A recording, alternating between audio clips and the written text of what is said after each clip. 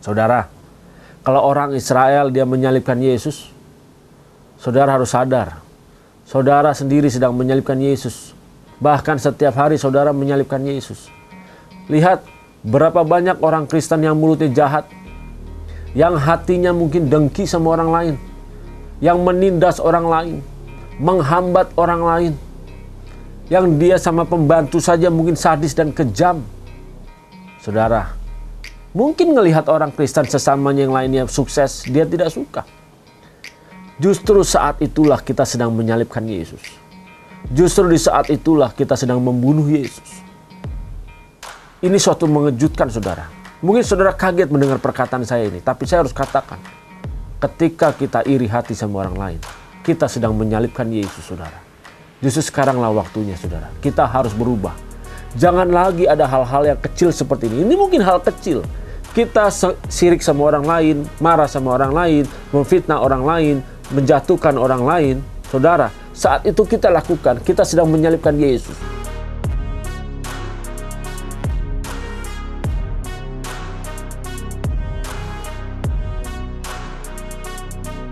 Shalom saudara yang dikasihi oleh Tuhan Yesus Kristus, dimanapun saudara berada saat ini, salam transformasi.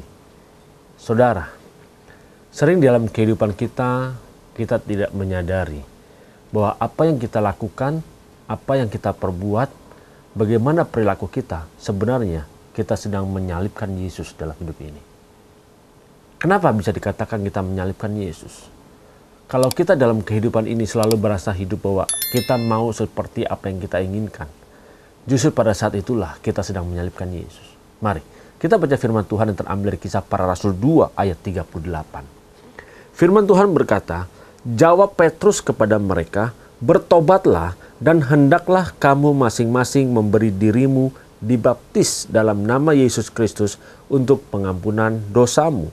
Maka kamu akan menerima karunia Roh Kudus.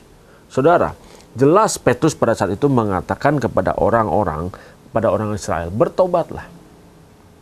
Bertobatlah. Bertobatlah. Bertobatlah yang berasal kata dari metanoia, berarti dia perubahan cara berpikir. Orang tidak akan pernah berubah cara berpikirnya kalau dia tidak benar-benar menyesali apa yang telah dia lakukan. Orang-orang Israel pada saat itu dia menyalibkan Yesus. Dia berseru, salibkan dia, dan salibkan dia. Karena dia berusaha maunya apa yang dia inginkan pada saat Yesus ada di dunia ini. Itu yang dikabulkan. Dia mau Yesus menjadi raja bagi mereka secara di dunia ini. Supaya mereka bebas dari penyiksaan, mereka bebas dari penjajahan. Tetapi Yesus memang benar-benar menjadi raja. Tetapi menurut caranya, Bapa di surga.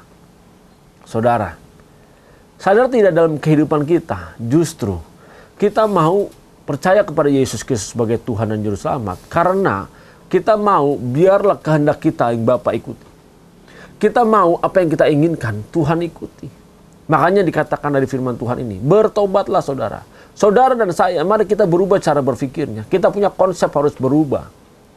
Karena ketika kita mengaku Yesus sebagai Tuhan dan Juru Selamat, kita harus sudah berubah cara berpikirnya.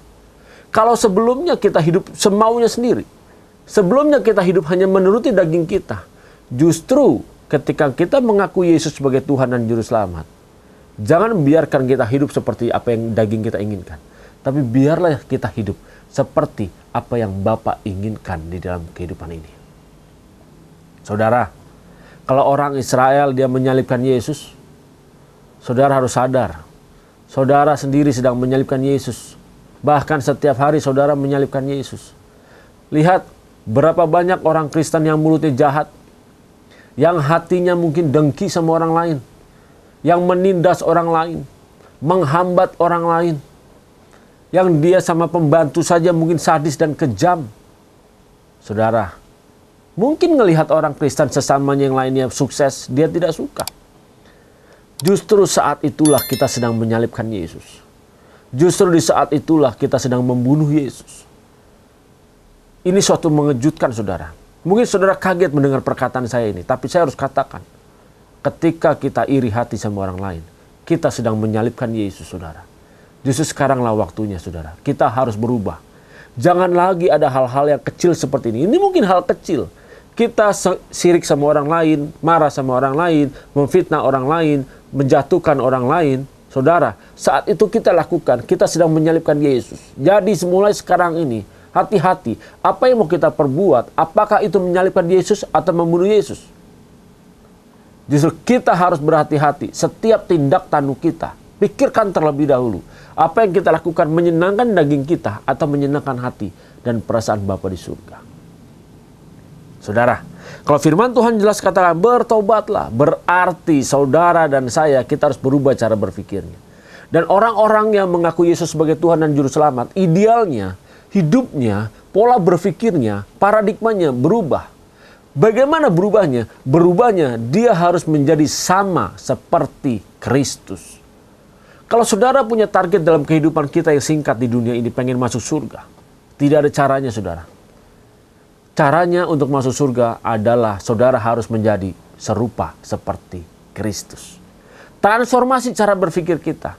Janganlah kita merasa bahwa sudah percaya Yesus lalu kita maunya apa yang kita inginkan Bapa turuti. Berapa banyak saudara diajarkan mungkin oleh pengajar-pengajar pada saat ini. Mari kita berdoa. Apa yang kita butuhkan kita minta.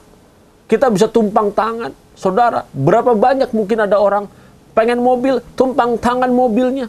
Dan berani berkata di dalam nama Tuhan Yesus, mobil ini menjadi milik saya. Untung tidak ada polisi, saudara. Kalau ada polisi mungkin kita ditangkap mengakui mobil orang lain. Saudara, mungkin ada pengajaran-pengajaran lain pengen rumah. Kita berdoa minta kepada Bapa di surga, Bapa saya pengen rumah, rumahnya warna putih, 2 lantai, luas tanah 45, luas bangunannya sekian-sekian. Mungkin di jalan A, harus tepat, diajarkan harus tepat kita minta. Bahkan berani dalam nama Tuhan Yesus Kristus. Tidak tanggung-tanggung mungkin kita mengelilingi 7 kali seperti kita mengelilingi tembok Yeriko. Supaya itu menjadi milik kita. Apakah ini ajaran Alkitab? Salah, saudara. Alkitab tidak pernah mengajarkan seperti itu. Tapi yang Alkitab inginkan ketika kita mengaku Yesus sebagai Tuhan dan Juru Selamat, kita berusaha menyelesaikan apa yang menjadi pekerjaan Bapa bagi kita. Berapa banyak saudara kita datang kepada Tuhan, kita memaksa meminta kehendak kita. Bahkan kita berdoa di dalam nama Tuhan Yesus Kristus, kita tumpang tangan atas mobil orang lain, kita tumpang tangan atas rumah orang lain, kita mungkin mengelilingi tempat tersebut. Tidak salah saudara meminta, tapi apakah yang saudara minta itu hanya untuk menyenangkan dagingnya sendiri? Saudara, berapa banyak dari kita sekarang ketika kita mengaku Yesus sebagai Tuhan dan Juru Selamat, kita datang kepada Dia. Lalu kita tanya, Bapak, apa yang harus aku lakukan selagi aku masih hidup di dunia ini? Agar aku bisa menyukakan dan menyenangkan hatimu. Agar aku bisa memuaskan hatimu. Saudara, lihat. Kalau kita menjadi orang Kristen, hidupnya masih berusaha untuk menyenangkan hati dan perasaan kita.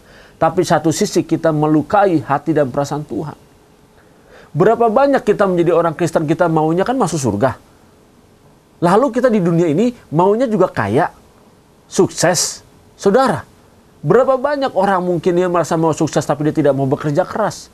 Bahkan dia berani berkata menolak kutuk di dalam nama Tuhan Yesus Kristus. Bahkan menolak kutuk kerja keras. Saudara, Yesus Kristus Tuhan tidak pernah mengajarkan saudara dan saya kita menolak kutuk kerja keras. Karena tidak ada. Segala kutuk sudah selesai di atas kayu salib. Kerja keras tanggung jawab kita. Supaya kita sukses, supaya kita berhasil, kita harus bekerja keras. Bukan berarti kita tidak bisa berdoa, Tuhan berkati. Saudara, Tuhan pasti memberkati. Tuhan pasti memberkati saudara. Masalahnya saudara mau tidak kerja keras. Ingat saudara, ini cara berpikir kita, mindset kita yang harus kita rubah. Kalau selama kita mendengar pengajaran bahwa kita hanya cukup berdoa tumpang tangan, hati-hati. Saya hanya ingatkan, berapa banyak kita minta kepada Bapa di surga, apa yang engkau inginkan untuk kita lakukan? Berapa banyak kita menyelesaikan tugas kita? Usia kita sekarang berapa tahun di dunia ini? Apa tugas Bapa yang sudah kita lakukan? Adakah kita menyukakan dan menyenangkan hati Dia? Adakah karakter Kristus dalam diri kita? Saudara, lihat. Begitu banyak sekarang orang Kristen. Justru dia tidak melakukan kehendak Bapa di surga. Mengaku Kristus. Mengaku Kristen, tapi tidak ada karakter Kristus dalam dirinya. Saudara dikasihi Tuhan Yesus Kristus. Orang Kristen belum tentu masuk surga. Harus diingat sekali lagi. Orang Kristen belum tentu masuk surga. Tapi orang yang melakukan kehendak Bapa, dialah yang bisa masuk langit yang baru dan bumi yang baru. Orang yang punya karakter Kristuslah, dia yang akan masuki tempat di sana. Jadi, mari kita berubah cara berpikirnya. Berubah mindset kita. Ingat, metanoia. Kita berubah cara berpikir kita, berubah mindset kita, berubah konsep kita.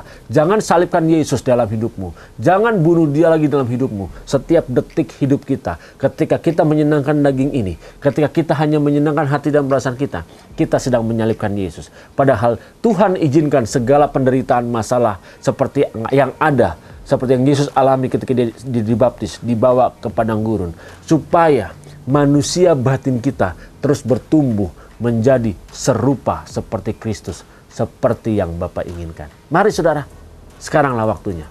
Berubahlah, metanoia mulai hari ini, supaya saudara dan saya, kita memiliki karakter Kristus dalam diri kita. Tuhan Yesus Kristus memberkati saudara. Salam transformasi.